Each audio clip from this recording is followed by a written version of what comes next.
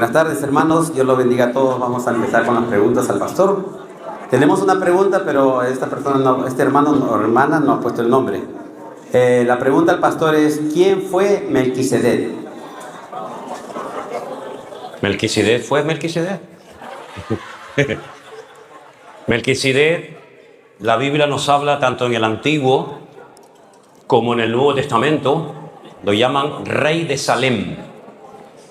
Salem es uno de los 70 nombres que recibe la ciudad de Jerusalén. Jerusalén es la única ciudad del mundo que tiene 70 nombres diferentes. Y todos están en la Biblia. Uno de ellos es Salem. Su nombre es Melech Sedek. Melech es rey, Sedek es justicia. Rey de justicia. Es un hombre que cuando Abraham venía de derrotar a unos reyes muy poderosos, Abraham a él le da el 10%, el diezmo de su botín de guerra. Y hay figuras en todos los idiomas del mundo, por supuesto en el español también, hay lo que se llama figuras de dicción. Figuras de dicción. ¿Qué son las figuras de dicción? Son formas, son, ¿cómo podríamos decirlo? Son maneras, herramientas del lenguaje para presentar el lenguaje, la historia de diferentes maneras. Por ejemplo, cuando hay una historia donde los animales hablan, o los árboles hablan, o las piedras hablan, es decir, cuando lo inanimado habla, como por ejemplo en las comiquitas, en los dibujos de los niños, eso se llama fábula. Esa es la figura de dicción que se utiliza para cuando hay animales o cosas inanimadas que hablan. Eso es una figura de dicción. Otra figura de dicción es, por ejemplo, la parábola. El método favorito de Jesús es utilizar un elemento conocido para hablar de algo desconocido. Él toma una oveja, una red, una semilla, etcétera, para hablar de un principio espiritual que quiere transmitir. Hay miles de figuras de dicción, miles. Una figura de dicción se llama tipo, pero no en plan despectivo, el tipo este. No, hay una figura de dicción que se llama tipo. El tipo prefigura algo o alguien. Por ejemplo, los corderos que se mataban, o los animales que se mataban en lo que llamamos Antiguo Testamento, son tipo de Cristo, el Cordero de Dios, que moriría por nosotros en la cruz. ¿Me explico? El faraón es un tipo de Satanás, que oprime al pueblo de Dios hasta que viene un libertador, que es Moisés, y lo saca de la esclavitud. Egipto es un tipo del sistema opresivo del mundo, ¿verdad? Entonces, cuando algo en el Antiguo Testamento prefigura algo del futuro, se llama tipo. Y el que cumple el propósito del tipo se llama antitipo. Esto es gramática, esto no es geometría, esto es cómo funciona un idioma, ¿verdad? Con figuras de dicción, que repito, hay miles. Melquisedec es un tipo de Cristo. ¿Por qué? Porque dice que era rey de justicia, rey de Salem, y Jesús dice en el Nuevo Testamento que él es sacerdote o sumo sacerdote según la orden de Melquisedec. Melquisedec es un personaje un tanto enigmático, no tenemos mucha información acerca de él, pero puede llegar a prefigurar a la persona de Jesús por sus atributos, por sus características, etc. Pero era un hombre de carne y hueso, era un sacerdote, era rey de Jerusalén o Salem, como se llamaba en aquel tiempo, y es una persona que se utiliza para a veces hacer referencia a ciertos aspectos de la vida de Jesús. Ya está. Podríamos hablar más, pero ¿para qué? No sé si respondí o no, pero ahí queda eso. Amén. ¿Qué más? Pastor, en su prédica de Natán, usted explicó de la notita que estaba en la bolsa del general. ¿En dónde se encuentra ese versículo en la Biblia que habla de esa notita de matar a Urías? No, la notita se la quedó el general que recibió la orden de parte del rey David de matar, de poner en primera línea y abandonar al soldado Urías. Yo dije en una predicación que esa notita, ese papel, esa orden por escrito que le mandó el rey al general, de decirle a este me lo pones allí y me lo dejan solo para que no maten. Esa notita la tenía Natán, la tenía el general que la recibió. Y yo utilicé eso para decir que, vamos a ver, no hay un versículo en la Biblia que diga que este general tenía la notita en el bolsillo derecho del pantalón. No hay eso, no hay que buscar las 4 patas al gato, ¿no? Sino simplemente dije que ese general, esa notita la tenía. Y bueno, es como un ejemplo que puse de decir, sí, tú presumes de ser muy espiritual, pero lo que me escribiste aquí el otro día, aquí lo tengo, ¿eh? Entonces simplemente un ejemplo que puse, no es que hay un versículo que diga que la notita estaba escrita con tinta roja y eso sé, sin más allá de lo que quise decir, ¿no? Pero, ¿cómo decir? Le mandas un WhatsApp a una mujer que no es la tuya, ¿vale? Le mandas un WhatsApp y qué linda que eres. Yo tengo ese WhatsApp en mi teléfono. Tú subes aquí y predicas. Pero yo te digo, ¿y esto? Esto lo puedo usar en tu contra cuando me dé la gana. Algo así. ¿Dónde está? ¿En qué? ¿Era un iPhone? ¿O era un iPhone 13? ¿Un iPhone 14? ¿Ah? ¿Qué más? Pastor, dice esta hermana o hermano que no está su nombre aquí, dice, si una persona se suicida, perteneció al cuerpo de Cristo, pero se descarrió, ¿pierde su salvación? Bueno, si se descarrió de Cristo, independientemente de que se haya suicidado, si se descarrió de Cristo, se descarrió de Cristo. Ahora, yo lamentablemente tengo que decir que he conocido a algunos hermanos que se quitaron la vida. Uno de ellos se ahorcó. Yo no soy Dios para decir si se salvó, si no se salvó, las circunstancias que rodearon aquella tragedia, porque es una tragedia. Pero lamentablemente se han dado casos de gente que... Claro, ¿quién puede decir hoy por hoy, este es cristiano o este no es cristiano? Por otra parte, yo digo, un cristiano no puede entrar en una profunda depresión. ¿No puede tener una depresión profunda un cristiano? No, pues parece que no. Te puede doler la muela, puedes tener un infarto, puedes tener COVID, puedes tener todo, pero depresión no. Bueno, más no. Esto, si se suicidó, pobrecito, ¿no? Que Dios tenga misericordia de él. No sé lo que habrá pasado con su alma, no lo sé.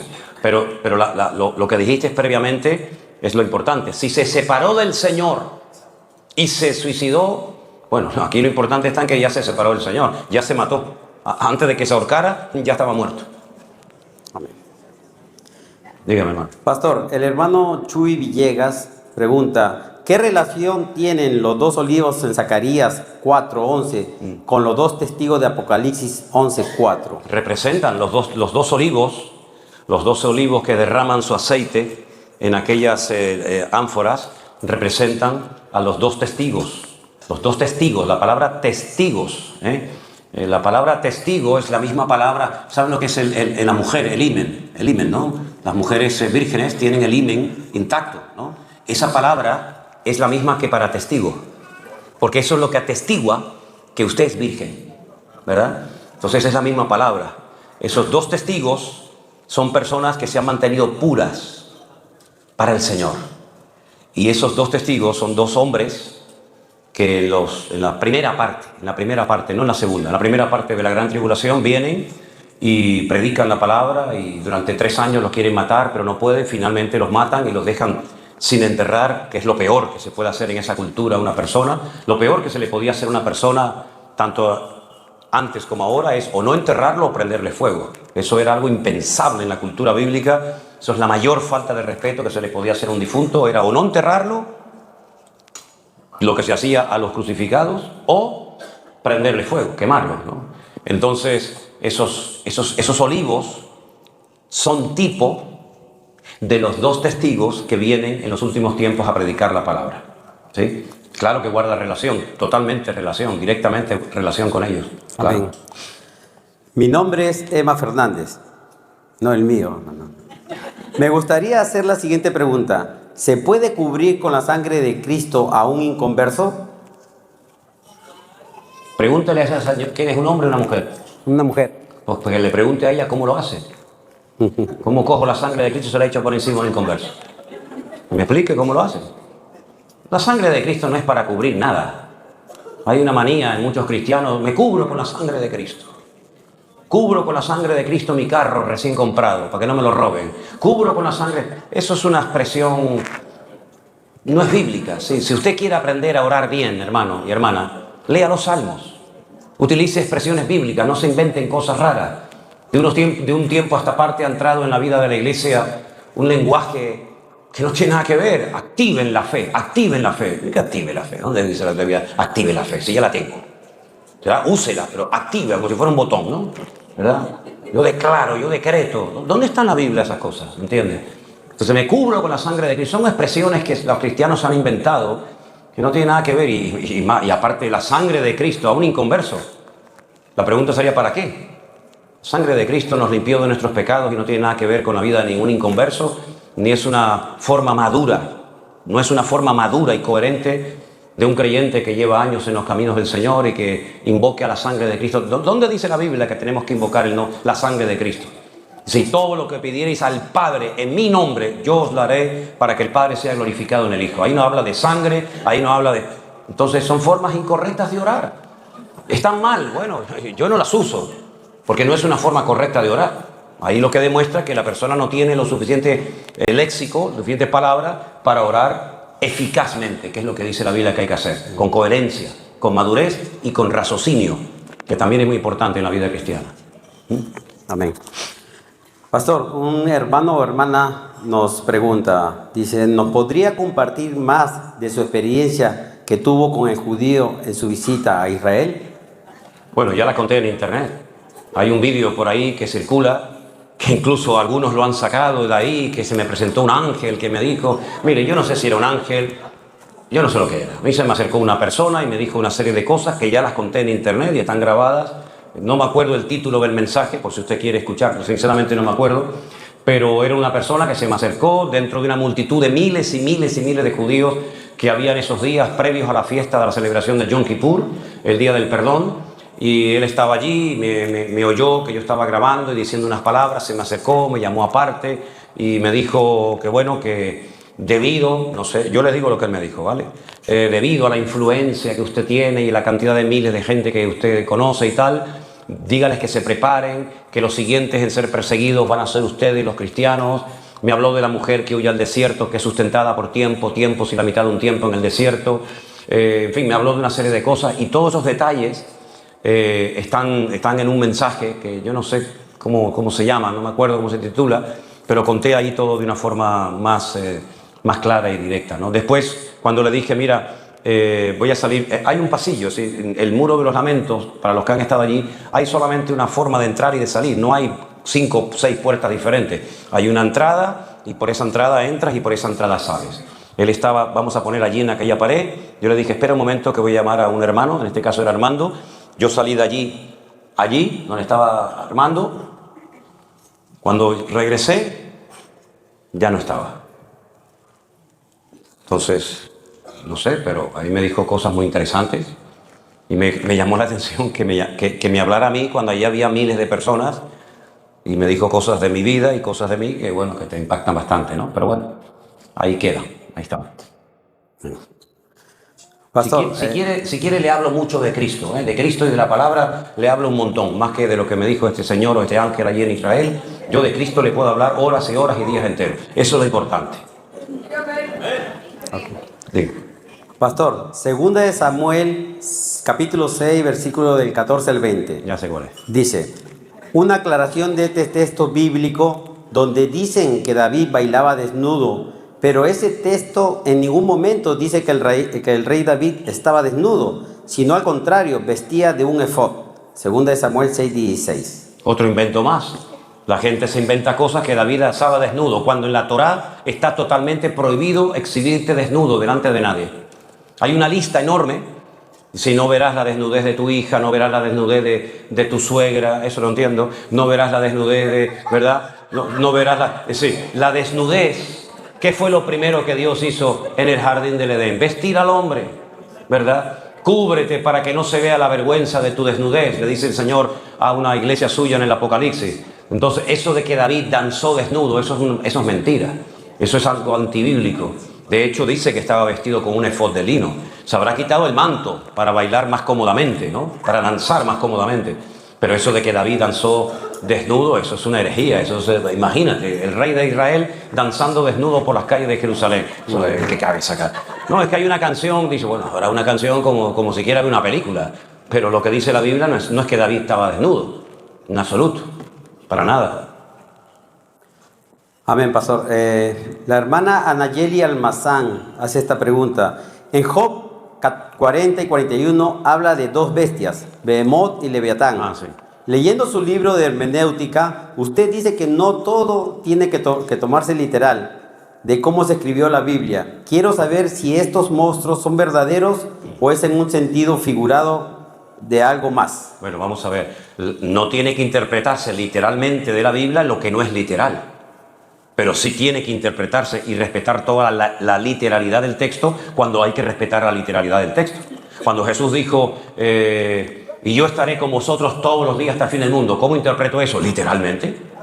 ¿Y qué quiso decir? ¿Será que el fin? No, eso es literal. Pero como la Biblia tiene muchos, docenas y docenas de estilos literarios diferentes, no es un libro homogéneo que lo escribió una persona y tú ves que lleva digamos, un orden, ¿no? Un diseño en la parte literaria, sino que te encuentras profecías, parábolas, te encuentras animales que cambian de colores, te encuentras un montón de cosas que no son literales sino simbólicas.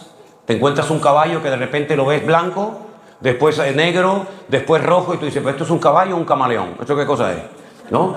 Entonces te encuentras a una bestia con 7 cabezas y 10 cuernos, eso no existe. Te encuentras a un dragón es un animal mitológico que nunca existió, que lanzaba fuego por la boca. Entonces hay que interpretar respetando la literalidad del texto cuando hay que interpretarlo literalmente. Para eso se publicó en su momento un libro de hermenéutica para saber cómo interpreto este texto. Si esto es una profecía, si esto es una parábola, si esto es algo que se cumplió en el pasado y fue dicho a una sola persona, si esto es algo del futuro que es una promesa genérica para todo el mundo. Sí, hay que respetar lo que uno tiene delante. No puede uno interpretar la Biblia a su manera y decir, bueno, yo utilizo esta forma de interpretar la Biblia para todo. No, es que la Biblia son 66 libros, escritos por 40 personas diferentes, en idiomas y en tiempos diferentes, y en un periodo de aproximadamente entre 1400 y 1600 años. Entonces, esos animales que se mencionan en el libro de Job, partimos de la base de que el libro de Job es el más antiguo de la Biblia. Job es antes de Moisés.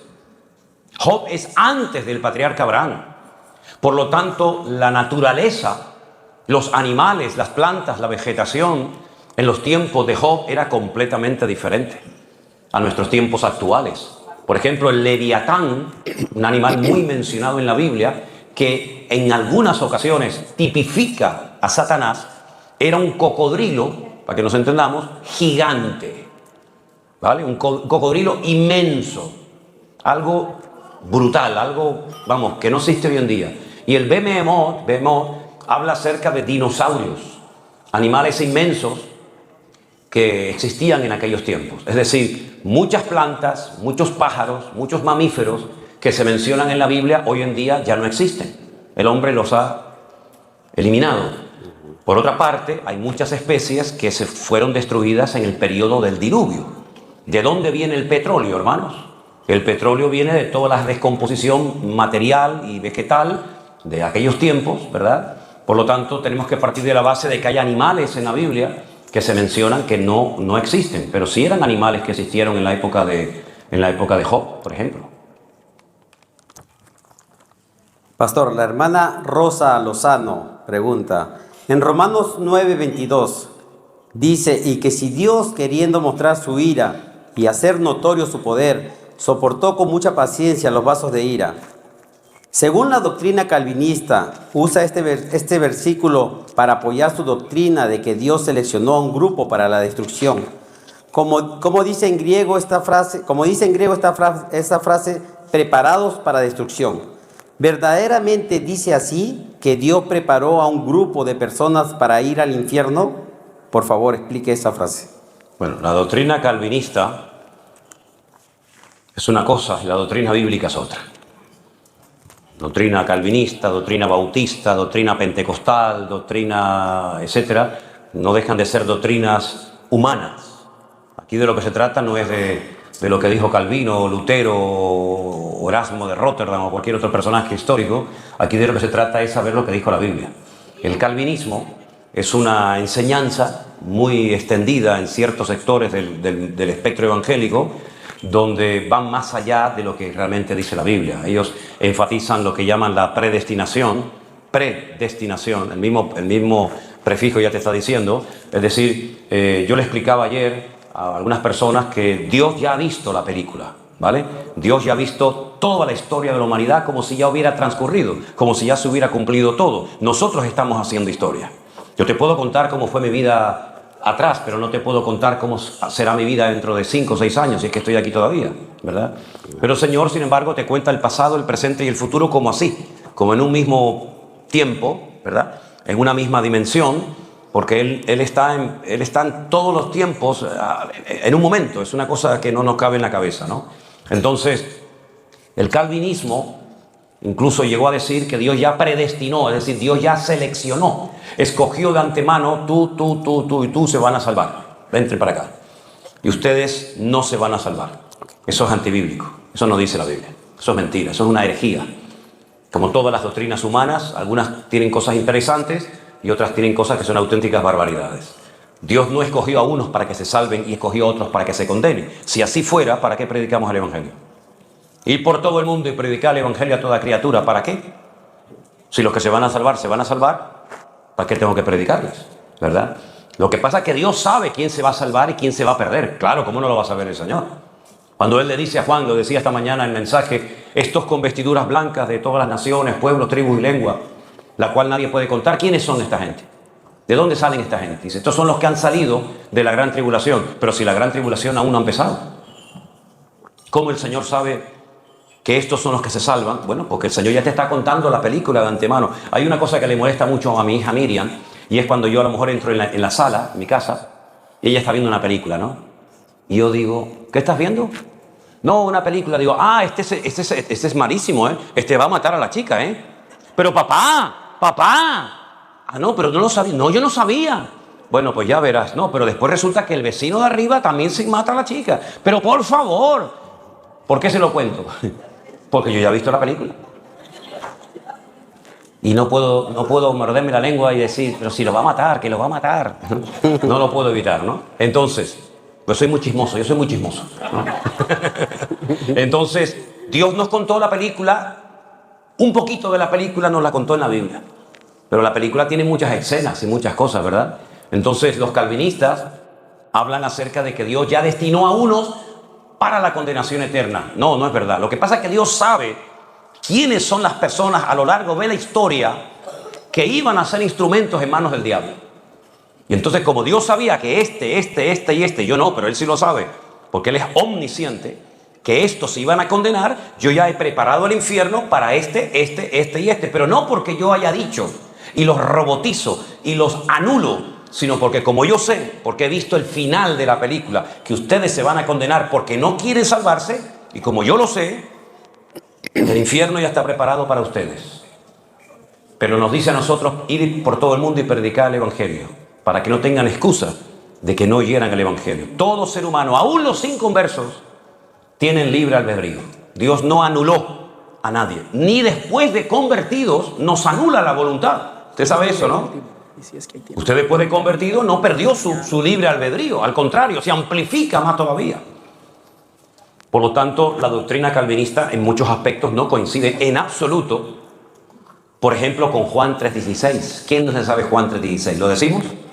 Porque de tal manera amó Dios al mundo, que ha dado a su Hijo unigénito, para que todo aquel que crea en Él no se pierda, mas tenga vida eterna. Todo aquel, toda criatura. Eso es lo que dice la palabra. Lo siento por el señor Calvino, pero ahí metió la pata hasta la oreja. No Amén, comparto esa enseñanza. Amén. La hermana Rafaelita hace esta pregunta. Pone en Génesis 17:20, y en cuanto a Ismael también te he oído, he aquí que le bendeciré y le haré fructificar y multiplicar mucho en gran manera, 12 príncipes engendrarás y haré de él una gran nación.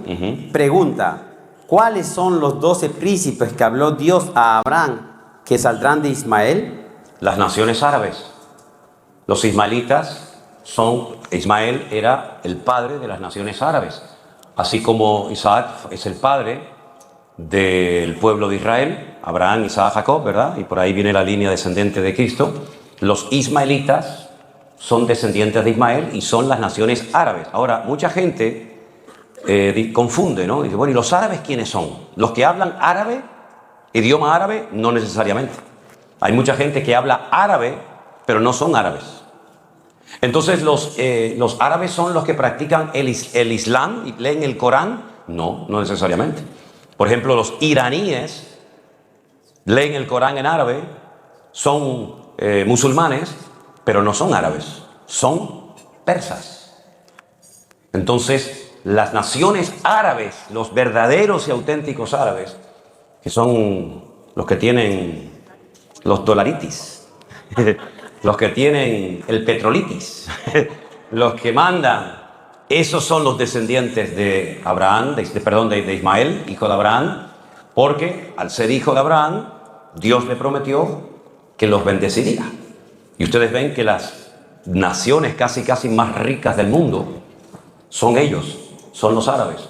Son personas que se construyen sus casas, sus baños de oro y sus Ferraris de oro y tienen dinero y regalan cuando vienen a España. Por ejemplo, el jeque árabe de Arabia Saudita venía y regalaba Rolex, ¿no? ¿Saben lo que es el Rolex? Armando tiene uno.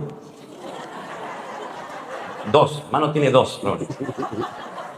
Y regalan así Rolex y los tiraban así, se ponían y hacen, toma, otro. ¿Saben? Fuimos a, ¿dónde fue? En Las Vegas. Le digo, Armando, vamos a entrar en esta tienda de Rolex, a ver cuánto vale un Rolex. Yo decía, o sea, como $1000, ¿verdad? Y me dijo, bueno, sí, tenemos aquí, me sacó el mostrario, nosotros con cara así de inteligente, de sabio, ¿no? Y le digo, ¿y cuánto vale este? Sí, este me gusta mucho. Bueno, no lo tenemos aquí, caballero, señor, pero se lo podemos pedir. Digo, no, espera, antes de pedirme cuánto vale. Dice, este concretamente está muy bien de precio. Vale $43,000. Digo, bueno, lo vamos a pensar. ¿Qué hago hasta $43,000 un reloj? ¿Estamos locos? Para que después salga por ahí y me corten la mano. Por favor. Entonces las naciones árabes son muy ricas porque tienen la bendición de Abraham. Es increíble, pero es así. Es así. Ellos son los árabes. Pastor, la hermana Melissa Wasley pregunta, ¿cuál es su libro preferido de la Biblia? Mi libro preferido que amo es el Cantar de los Cantares del Rey Salomón. El libro del Cantar de los Cantares, en hebreo se llama Shir Hashirim, es el canto de los cánticos, es un libro que se canta, no se lee, se canta, porque es un shir, ¿no? Y bueno, me alegro mucho de que le guste el Cantar de los Cantares, ¿no? Paloma mía, amiga mía, ¿verdad? Y hay tantas cosas, ¿no?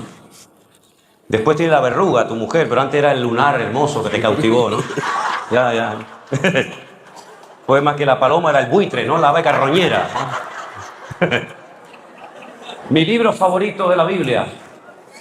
No sé, a mí me gusta toda la Biblia, me gustan mucho los Salmos, los Proverbios. Me gusta muchísimo el libro de Isaías, me parece excelente. No tengo así un favorito, ¿no? Pero me gusta toda la Biblia prácticamente. Pastor, un hermano pregunta, nosotros adoramos y honramos a Dios todos los días, pero en los mandamientos está escrito, guardarás el sábado. ¿Debemos guardarlo? Como iglesia de Dios, porque los mandamientos no solo son para el pueblo de Israel, sino para toda la humanidad. ¿Los mandamientos son para toda la humanidad? ¿Y cuántos mandamientos hay? No, 613. Los 10 mandamientos, es de Devarim, las 10 palabras, como se dice en hebreo, es de Devarim, aquí hay 10 resumidos, pero hay 613. La pregunta sería, ¿debemos de cumplir los 613 mandamientos? ¿Por qué solamente 10 y no los 613? No se pueden cumplir los 613 mandamientos. Primero, porque nadie los puede cumplir. Amén. Eso en primer lugar, nadie los puede cumplir. Es imposible. La ley del Señor es perfecta, que convierte el alma y hace sabio al sencillo, etc. La ley de Dios es perfecta. Entonces alguien me preguntó una vez, ¿y si es perfecta, entonces para qué Dios la dio si sabía que no la íbamos a poder cumplir? Precisamente para eso, para demostrarte que tú no la puedes cumplir. No la pudo cumplir Moisés, no la pudo cumplir nadie del Antiguo Testamento, solamente lo pudo cumplir una persona, todos, y fue nuestro Señor Jesucristo. Por lo tanto, aunque quisiéramos guardar la ley, tampoco podríamos, no solamente por nuestra imperfección como seres humanos, sino porque hay más de 420 mandamientos, si no recuerdo mal, que no se pueden cumplir hoy en día, porque no hay templo en Jerusalén. Y como no hay un templo físico, y muchos de esos mandamientos giran en torno a ese templo, tampoco podríamos cumplir con la ley. Ahora bien, los 10 mandamientos son los más conocidos de esos 613 mandamientos. Los primeros 5 hacen referencia a nuestra relación vertical, nuestra relación con nuestro Dios. Y los otros 5 mandamientos hacen referencia a nuestra relación horizontal con nuestros hermanos o nuestros semejantes, nuestro prójimo, ¿vale? Entonces, de los 10 mandamientos que aparecen aquí, concretamente uno de ellos, ya lo conocía Adán y Eva del jardín del Edén. Y no era precisamente el primero que dice: no tendrás dioses ajenos delante de ti, no tendrás imagen ni ninguna semejanza. Ese no lo conocía Adán y Eva, porque no había dioses que adorar en aquel momento, solamente había un Dios. Adán no podía cometer adulterio. ¿Con quién va a cometer adulterio Adán? ¿Con las jirafas? ¿Con los leones? El hombre después pervirtió todo y inventó la zoofilia. Es terrible, ¿no? Ni quiero hablar de esas abominaciones, ¿no? Pero sí conocía la obligación de guardar el día de reposo. Porque como ustedes pueden comprobar en la Biblia, los días de la semana no tienen nombres. No es como en nuestro calendario, el lunes era el día que se le daba el culto a la luna. Y el martes al planeta Marte, y el miércoles a Mercurio, y el jueves a Júpiter, y el viernes a Venus, ¿verdad? El sábado a Saturno, y el domingo, el Sunday, al Sol. En la Biblia los nombres, los días de la semana no tienen nombre, solamente uno. Porque es día primero, se mezclan los números ordinales y cardinales, ¿no? También primero, día segundo, día tercero.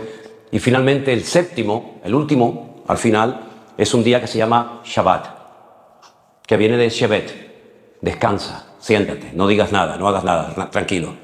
El día de reposo fue el día que el Señor le dijo a Adán y a Eva que Él lo había santificado y lo había apartado de los demás, y no hubo labor creadora, porque como el poder de Dios estaba y está en su palabra, cada vez que Él hablaba pasaba algo en el mundo natural. Se cristalizaba o se materializaba su palabra, pero como el sábado no habló, no sucedió nada. Entonces, ¿qué hacemos? Shevet, descansen. Recuerden que todo esto no salió así, de la nada, sino que yo di órdenes para que esa luna esté ahí, ese planeta esté allí, esa estrella esté allí, etcétera, etcétera. Entonces, cuando los inconversos, como por ejemplo los romanos, perdonen que me extienda un poquito, pero creo que es necesario aclarar un poco esto, porque hay mucho lío con el tema del domingo, del sábado, si hay que guardarlo, si no hay que guardarlo. Cuando los romanos conquistaron lo que era toda la zona de Judea, lo que es hoy en día Israel, vaya, a ellos les sorprendieron 3 cosas de esa gente, de ese pueblo, cosas que no habían visto en ninguna parte del mundo. Primera, esta gente tiene un templo enorme, precioso, vacío. No tienen dioses, no tienen imagen, y se reían, se burlaban de los judíos, decían: nuestros templos están llenos de figuras de hombres, de mujeres, a los cuales honramos y adoramos. Pero ustedes tienen un templo vacío. Y es que ellos no podían tener una figura de Dios, ¿vale? La segunda cosa que a los romanos les llamó la atención es que encontraron algo único en el mundo. Ustedes tienen un mar donde la gente flota y no se hunde. El Yam HaMelach, el mar salado, como lo llama la Biblia, el mar muerto. Y la tercera cosa que le llamó muchísimo la atención a los romanos es que era el único pueblo de la tierra. Nunca, jamás habían visto eso, porque no lo practicaba nadie, que un día a la semana no trabajaban. Se quedaban quietos en sus casas. Incluso hasta los animalitos, pobrecitos, los mulos, los bueyes, los burritos, les daban descanso un día para que descansara. Entonces les preguntaban, ¿por qué se paran? ¿Por qué no hacen nada? ¿Por qué no compran? ¿Por qué no venden?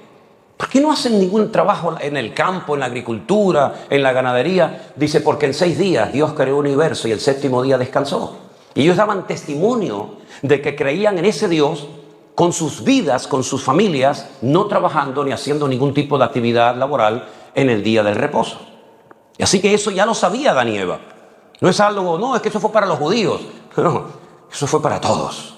Porque curiosamente cuando hablamos en los 10 mandamientos del día de reposo, dice, fíjate, 6 días trabajarás, acuérdate, acuérdate del día de reposo para santificarlo, para apartarlo. Es diferente, ese día es diferente a todos. 6 días vas a trabajar, harás tu obra, más el 7º día es reposo. Es reposo para el Señor tu Dios. No hagas ninguna obra. Escucha, no hagas tú ninguna obra, ni tu hijo, ni tu hija. Bueno, esa es la familia, ¿no? No, pero espérate. Ni tu siervo, ni tu criada, es decir, tus empleados. Ni tu bestia, el coche, la moto, el tractor, la bicicleta. Ni tu extranjero que está dentro de tus puertas. Dentro de tus puertas. Porque en 6 días el Señor hizo los cielos y la tierra, el mar y todas las cosas que en ellos hay, y reposó en el 7º día. Por tanto, el Señor bendijo el día de reposo y lo santificó. Algunos piensan que cuando tendríamos que celebrar los cultos es en Shabbat. Y eso no dice la Biblia. El día de reposo es para estar tranquilo en la familia. No es para hacer el culto. ¿Dónde dice la Biblia que en Shabbat tengo que hacer el culto? Claro, lo que pasa es que en Israel no se trabaja en domingo. No se trabaja en sábado. Ya el domingo es el primer día de la semana. Entonces se reúnen el sábado porque es cuando está todo el mundo libre y dispuesto para poder ir a los cultos, a las reuniones. Aunque también hay muchos hermanos judíos, amigos míos, que celebran sus cultos en las iglesias los domingos. No pasa nada. Es decir, la Biblia no dice cuándo tenemos que reunirnos. Puede ser el domingo, puede ser el sábado, puede ser el miércoles. Lo que sí dice la Biblia es que hay que guardar un día. Claro, en Israel es mucho más fácil cumplir con el Shabbat, para hacer un alto en el camino y no ser máquinas que solamente viven para trabajar y no es que trabajan para vivir, ¿verdad? Y si alguien hoy en día como cristiano quiere guardar el día de reposo en familia y quiere saber cómo se hace, porque claro, no es que me voy a quedar en casa así. Usted es un vago, hermano. ¿No vas a comer? ¿No te vas a bañar? ¿No te lavas los dientes? No, es Shabbat. No, tú le ves un cochino. Es Shabbat y Shabbat. ¿Entiendes? Es un día para orar por la familia, es un día para leer más la Biblia, no es para ver la televisión y jugar ahí con la maquinita, ahí como si fueras un robot, no es para tontear con la que está en Colombia, con la que está en Ecuador. No es eso, no, es un día para dedicarlo para el Señor. Si no vas a hacer eso, ¿para qué quieres hacer el Shabbat? Lo que tienes que hacer es comprometerte con el Señor y dejarte de Shabbat. Entonces, ¿se puede guardar el Shabbat? No hay ningún problema, no pasa nada, si usted lo puede hacer, adelante. Pero no se olviden ustedes, que donde el Señor ordenó el cumplimiento del Shabbat era bajo la ley de Moisés. Y nosotros ya no estamos bajo la ley, sino bajo la gracia. Si usted cumple 612 mandamientos y infringe uno, no sirve de nada. Es decir, que si usted guarda el Shabbat, pero luego es un chismoso, es mejor que no sea chismoso antes que guarde el Shabbat. Así que no quieran rizar el rizo y decir, no, yo celebro el Shabbat. Bueno, también tengo que decir, y paso ya a otra pregunta, que durante siglos, probablemente casi 300 y pico, no hasta 400, pero cerca de 400 años, los cristianos, hermanos nuestros, practicaban el Shabbat, es decir, se reunían en Shabbat. Y fue la Iglesia Católica, que ya existía en aquellos tiempos, la que dijo, a partir de ahora, Concilio de Trento, a partir de ahora, o de Nicea y otros más, cortamos toda relación con el pueblo de Israel y pasamos a celebrar el primer día de la semana, el domingo, en vez del Shabbat. Pero hay iglesias que se reúnen en Shabbat y no hay ningún pecado, no hay ningún problema. Espero que no vengan a mí los del Shabbat diciendo que estamos pecando, los que practicamos o nos reunimos en domingo, ni los del domingo tienen que criticar a los que celebran su culto en Shabbat, porque no estamos aquí para criticarnos, estamos aquí para servirnos los unos a los otros. Y en esto conoceréis que son mis discípulos, en que os amáis los unos a los otros, a pesar de las diferencias que siempre las ha habido y las seguirán habiendo en el futuro. ¿Vale? No sé si hay alguna pregunta más. Si todavía puedes contestar unas dos más. Venga, vale. Si alguien quisiera levantar su mano, quiero llevar este micrófono. Ahí hay una. Y allá, por allá también. Ok, bien. Ok. Bueno, usted lea, la tengo acá. Y vamos a agarrar esto aquí. Bueno, pastores, estoy un poquito preocupada porque también, perdón mi ignorancia, cuando repaso este versículo que dice: os digo que en aquella noche estarán dos en la cama. Uno será tomado y el otro será dejado. Dos estarán en el campo, ¿verdad? Sí. Sí. Entonces le digo a mi esposo, como él sale a trabajar fuera, digo que... Siga, que está muy interesante la pregunta. ¿Quién es el que se va? ¿El que se quedó en la cama? Eso es un llamamiento a todos los flojos y vagos ahora, ¿eh? No sé, necesito un poquito que no se explique. Ok. Ahora mismo son en las Islas Canarias las 9:15 de la noche. Dentro de un ratito se van a dormir. Y nosotros seguimos siendo aquí de día. Es decir, las franjas horarias son increíbles, ¿no? En cualquier parte del mundo. Aquí en Estados Unidos creo que también hay dentro del país 3 o 4 franjas horarias diferentes. Es un país tan grande, tan increíble, ¿verdad? Ahora bien, habla no solamente de dos estarán durmiendo en una cama, el uno será tomado y el otro será dejado, sino también dice, y dos mujeres estarán moliendo en un molino, la una será tomada y la otra será dejada, ¿no? Habla acerca de, evidentemente es una referencia a lo que nosotros llamamos el rapto, ¿no? El arrebatamiento de la iglesia. Es muy interesante que usted haya hecho esa pregunta, porque hay por ahí algunas personas que dicen, bueno, cree en el Señor Jesucristo, serás salvo tú y ya está, y toda la casa se salvó. Ahí hay un ejemplo de que no funciona así. Porque si están dos en una cama, son un matrimonio, no va a poner el ejemplo el Señor de alguien que está en desorden. Si ella es convertida y él no, ¿por qué él se queda y ella se va? Si cree en el Señor Jesucristo, serás salvo tú y toda tu casa. Pero es que la salvación es personal, no es transferible. Pero entonces esa promesa es que no es una promesa. Disculpe. Cree en el Señor Jesucristo y serás salvo tú y toda tu casa no es una promesa genérica. Es una palabra que el Señor le dio al apóstol Pablo para una familia carcelero de Filipo. Es por así decirlo como una profecía. Hoy te vas a convertir tú y toda tu familia contigo. Pero ¿cuántos cristianos, cuántas hermanas están casadas con maridos que no se han convertido o viceversa? Por lo tanto, la salvación no es que se convierte uno y automáticamente ya los 17 o 20 o 30 nombres ya escritos en el libro de la vida, ¿vale? Entonces, nos habla acerca del Señor de que algunos cuando venga Él en su arrebatamiento, unos estarán durmiendo y otros estarán trabajando. Unos recibirán al Señor de día y otros lo recibirán de noche. Por eso dice la palabra, el día y la hora nadie sabe. ¿Quién puede saber el día? Si aquí es de día, allí es de noche, aquí es mediodía. Unos se levantan para ir a trabajar, otros se acuestan para ir a dormir. ¿Y la hora? ¿A qué hora viene el Señor? A las 3 de la tarde, ¿pero para quién a las 3 de la tarde? Para los que estamos aquí, pero es que allí son las 8 de la noche. Entonces, esas franjas horarias nos impiden, gracias a Dios, hacer una conjetura y decir, el Señor viene a las 3 de la tarde. No lo puedes decir, porque en todo el mundo no son las 3 de la tarde para todo el mundo, ¿verdad? Entonces, habla acerca del arrebatamiento de la iglesia, que será algo como ladrón en la noche. ¿Han visto alguna vez algún ladrón que llame antes de ir a robar? Hola, buenas noches, ¿qué tal? Me llamo Juan García, mucho gusto. Quiero decirle que prepárese, que esta noche voy a asaltarla. Voy a robarle el coche, la televisión, la computadora y ya de paso me llevo a los niños también. Más o menos, como calculo yo, entre 15 y 20 minutos estaré por allá. Muchas gracias por avisarme, se lo agradezco. Nada, eso suena totalmente ilógico, ¿no? Surrealista.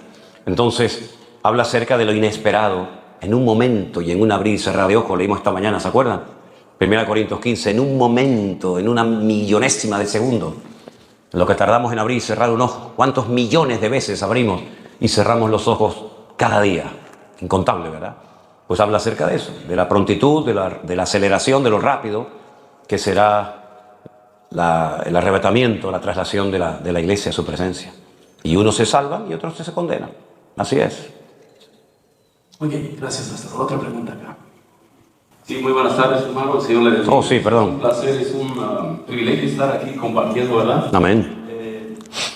Ha sido de mucha bendición. Mi pregunta es, hermano, en el libro de Esther, en el capítulo 9, versículo 12, ahí se menciona que han matado a 500 hombres y a 10 hijos de Amán, ¿verdad? De Amán. Entonces, y en el 13 voy a decir, la reina dice, si le place al rey, dice, quiero que mañana cuelguen a los 10 hijos de Amán. De los cuales estaban, si ya estaban. Sí, muertos. Así es, así es. Muchas gracias, Pastor. Sí, es interesante porque ya estaban muertos los hijos de Amán. Pero sin embargo Esther dice, quiero que mañana los cuelguen en una horca. Pues ya están muertos.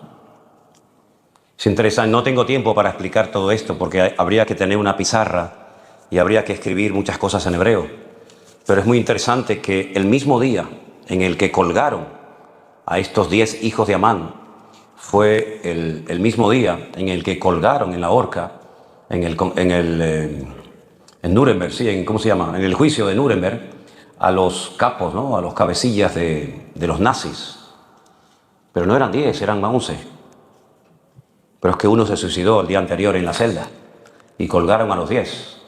Y al máximo responsable de aquella masacre terrible, cuando murió dijo, Purim. Purim. Ahora están celebrando Purim, la fiesta del libro de Esther. En Israel él dijo Purim. Es lo mismo que pasó en el pasado, vuelve a ocurrir en el futuro. Y en hebreo, las letras de los nombres es muy interesante porque te da la fecha. Saben que las letras tienen número, ¿no? Las letras de los hijos las sumas y te da exactamente el año en el que iban a colgar a los nazis en la horca y en Nuremberg, ¿no? Es tremendamente interesante, ¿no? Entonces, sí, fue algo curioso que Esther dijera, ahórquenlos, ya están muertos, pero quiero que los ahorquen. Son esas cosas raras que aparecen en la Biblia, ¿no? Y hay muchas cosas raras en la Biblia, ¿sí o no? Hay muchas cosas que uno dice, ¿y para qué hicieron esto, no?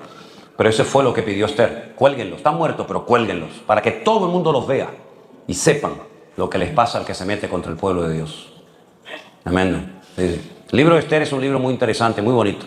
Se lee ahora, pero se lee en piel, no se lee en papel, en pergamino, se lee el Megilá. El Megilá es una piel, ¿no? Se lee en piel el libro de Esther y en estos días, lamentablemente, el pueblo de Israel ha convertido esta fiesta en un carnaval. Es un carnaval. Es el único día que se pueden emborrachar, siempre y cuando disciernas, dicen ellos, entre el bien y el mal. Esto es tan elástico, ¿no? Esto es como el chicle, ¿no? No, yo discierno. ¿Qué vas a discernir, hermano? Entonces te encuentras estos rabinos súper serios, con esas ropas, te lo encuentras vestido de Spiderman, ¿no? Spiderman, de Superman, de hormiga, y tú dices, pero este señor estaba el otro día aquí tan serio. Ah, pero hoy es Purim, hoy tenemos que reírnos, hoy nos burlamos del enemigo y nos emborrachamos, pero ya mañana volvemos otra vez a la seriedad, ¿no? A algunos les gustaría ir a Purim, a Israel, ¿eh? Ah, que sí, ¿eh? Tremendo, una historia muy... ¿Dónde estás? Oh, sí, con estas luces no veo nada. Me gustaría saber por qué Jacob amaba más a Raquel que a Lea. Habría que preguntárselo a él. Hombre, vamos a ver, él trabajó para casarse con Lea.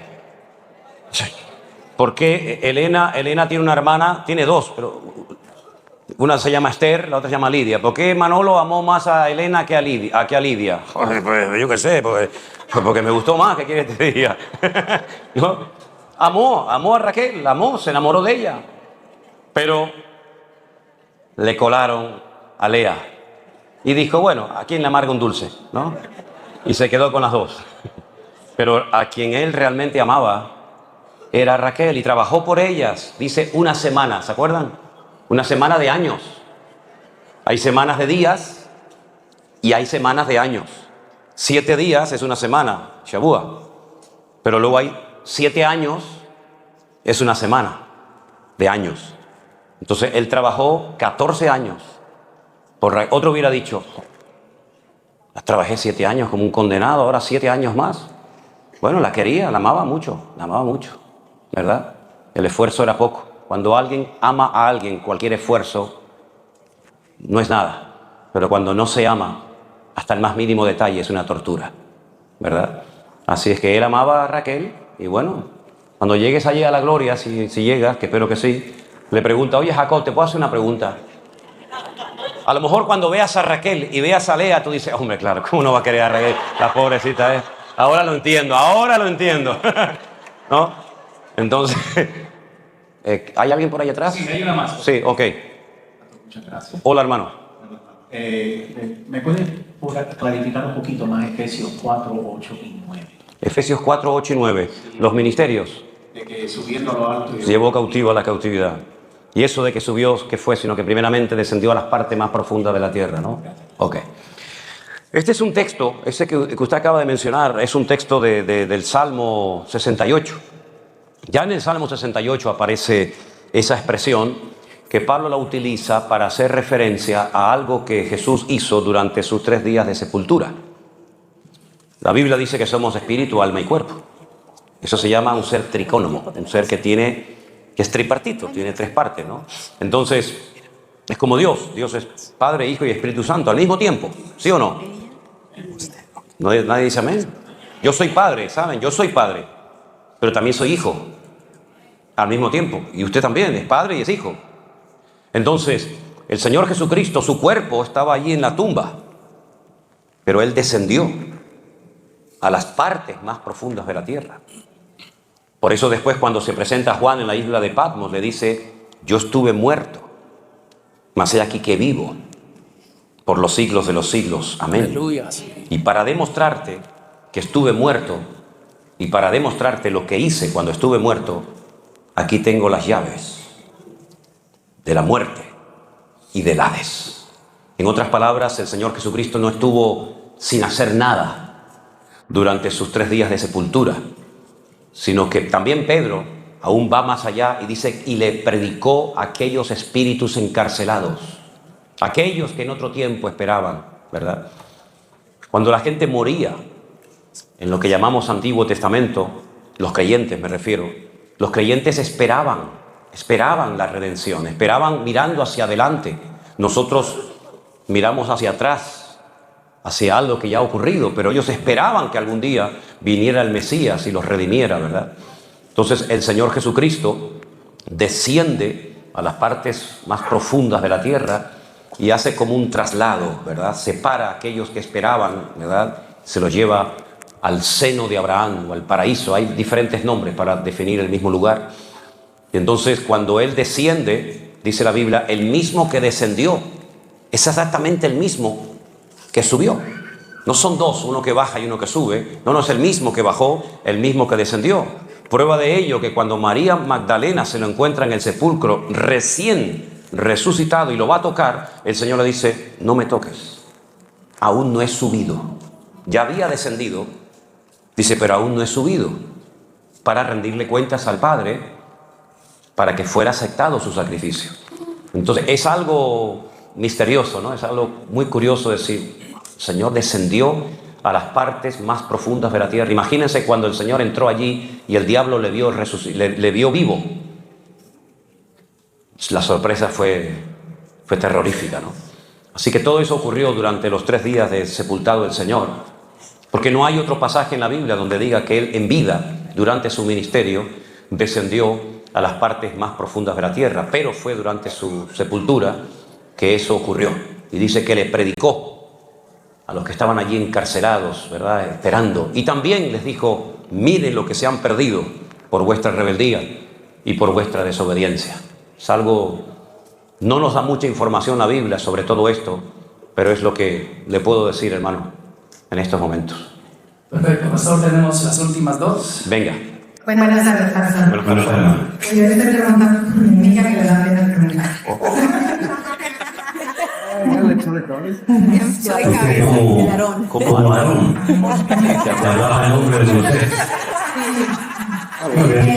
Ella quiere que usted nos enseñe o nos comparta qué nos puede enseñar o si el Señor le ha hablado por medio de esta palabra en Efesios 6:12. Porque no tenemos lucha contra sangre y carne, contra sino principados contra y principados, contra potestades, contra los gobernadores de las tinieblas de este siglo, contra huestes espirituales de maldad en las regiones celestiales. celestiales. Que le explique. Bueno, Pablo está describiendo en Efesios capítulo 6 la realidad del mundo espiritual. El mundo espiritual es tan real como el mundo material o físico en el cual nos movemos, ¿no? La Biblia nos habla de distintas, por así decirlo, dimensiones, ¿verdad? Vivimos ahora en una dimensión finita y temporal, limitados por espacio y por tiempo. Este es un tema que a mí me apasiona. Yo he leído mucho de Moshe Maimónides y de Aristóteles y todo eso, porque lo que es todo, y Albert Einstein y todo esto, todo lo que es espacio, tiempo y movimiento, a mí es algo que siempre me ha llamado muchísimo la atención. Pero este mundo que Dios creó, donde nos colocó a nosotros, de momento, está limitado. No podemos transportarnos y estar en dos sitios al mismo tiempo. Eso sería física cuántica, ¿no? Que sí, existe. El Señor se mueve en la física cuántica. Él está aquí, allá, están todos sitios al mismo tiempo. Es omnipresente, ¿verdad? Pero yo vivo en una dimensión limitada. Como el Señor Jesucristo se autolimitó cuando vino a este mundo. Él no podía estar en Capernaum, en Samaria, en Judea y en Filipo al mismo tiempo. Pero Él decidió autolimitarse, aunque Dios está fuera del tiempo. El tiempo es un factor creado por Dios. Nosotros a ese tiempo lo llamamos Cronos. Los griegos lo llamaban Cronos. De hecho, había un dios, el dios del tiempo, Cronos. Y medimos el tiempo, tenemos relojes, y medimos el tiempo en minutos, en segundos, en horas, en milenios, en siglos, etcétera, ¿no? Pero Dios se mueve en una dimensión diferente. ¿Cómo podemos nosotros vivir en la eternidad con estos cuerpos? Es imposible, no podemos. Es imposible. Estamos limitados por tiempo y estamos limitados en espacio. Ahora vemos por espejo oscuramente. Por lo tanto, cuando recibamos nuestros nuevos cuerpos transformados y glorificados, según dice la Biblia, ya no tendremos limitaciones ni de espacio ni de tiempo. Podremos vivir una eternidad. ¿Y qué es la eternidad?, preguntó alguien. ¿Qué es la eternidad? Porque sé lo que es un siglo, un milenio, un lustro, un mes, un año, una semana. Pero una eternidad, ¿qué es una eternidad? Alguien dijo, una eternidad es un bloque de granito de 1 kilómetro de largo, por 1 kilómetro de ancho y por 1 kilómetro de alto, un cubo de granito. Cada 1000 años viene un pajarito pequeño a afilarse el pico. Cuando haya gastado la piedra, ha pasado un día de la eternidad. Aleluya. Es imposible entender lo que es la eternidad, ¿verdad? Entonces, el mundo espiritual fue antes del mundo natural creado por Dios, mucho antes. ¿Saben lo que más me sorprendió a mí de la Biblia y me chocó tremendamente cuando yo comencé a leer la Biblia al principio, hace muchos años? Que yo leía, por ejemplo, la Biblia desde el principio, por el Génesis, y encontraba a Dios hablando, ¿no? A Dios creando, a Dios poniendo orden en un mundo caótico. A continuación veo a un hombre llamado Adán. A continuación veo a una mujer llamada Eva. Pero del capítulo 1 al capítulo 3 me entra otro que digo, ¿y este de dónde salió? Satanás, la serpiente, ¿no? Satanás utilizando la serpiente, ¿no? Y yo volvía otra vez y decía, ¿se me habrá escapado algún capítulo? ¿Se me habrá pasado por alto algún texto? Está Adán, Eva, Dios, ¿y de dónde salió este? Ya existía.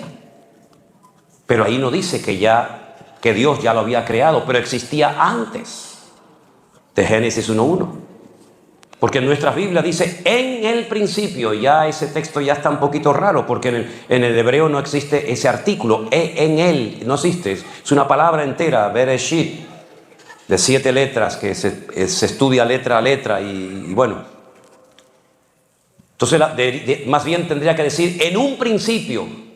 Este es un principio, pero hay otros, En un principio, Dios hizo esto y aquello, pero en otros principios, en otras dimensiones, por ejemplo, cuando Adán y Eva fueron expulsados del jardín del Edén, ¿qué puso el Señor en la puerta del jardín del Edén para que no volvieran atrás y comieran del árbol de la vida? ¿Qué puso?